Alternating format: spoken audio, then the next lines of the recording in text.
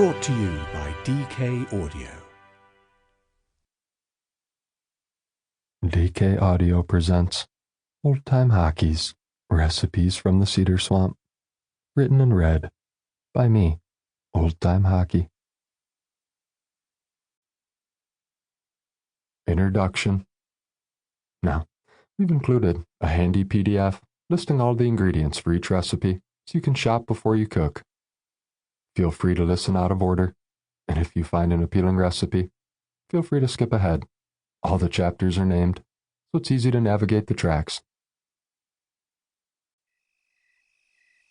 The Cedar Swamp.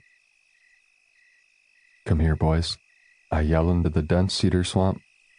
The only response is the mating call of a black-capped chickadee, which, if you listen closely, sounds a lot like "Hey, sweetie."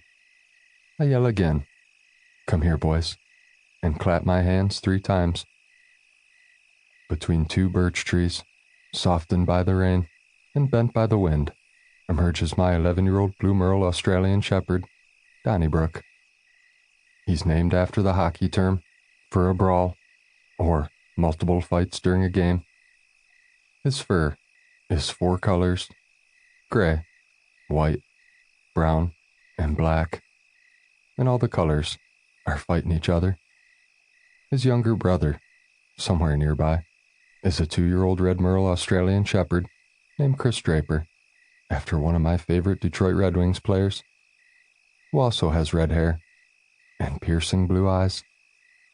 Together, we are known to millions as Old Time Hawkey. But here, among the pine martens, the white-tailed deer, and even the blue-spotted salamanders, we're just a couple of travelers on our own journey. A journey that began over 30 years ago in this very cedar swamp, when I was a young child, running alongside the creek banks, trying to lure clearwater crayfish into a pan with a stick. Growing up here, I learned to be patient from the slow-growing oaks.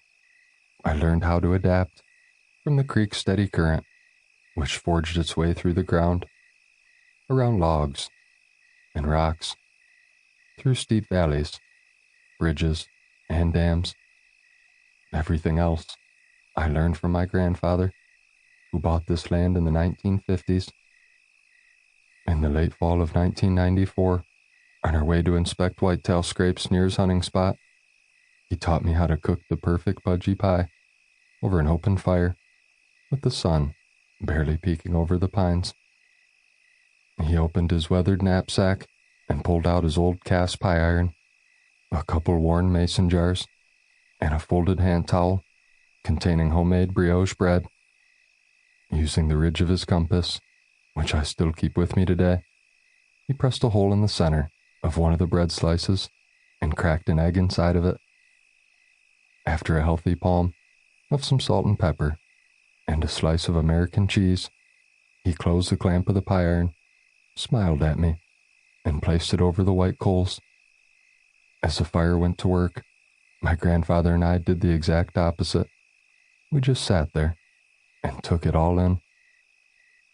Today, almost 30 years later, 3 river rocks mark this exact spot. I find myself here often in the fall, thinking about that cheesy egg in a whole pudgy pie, surrounded by saplings I've never met, yet our grandfathers knew each other well. Everyone has a cedar swamp. However, not everyone's cedar swamp is a wooded marshland. It could be a childhood home, an old journal, or something as simple as a scent or an old song. A place where the past meets the present, a place that is untouched by time. Revisiting these old places, both physically and mentally, reminds us that amidst the chaos and change, a part of us will always remain the same. This is mine. Simple recipes, inspired by 3 generations of campfires, deer camps, and family gatherings spent here in northern Michigan.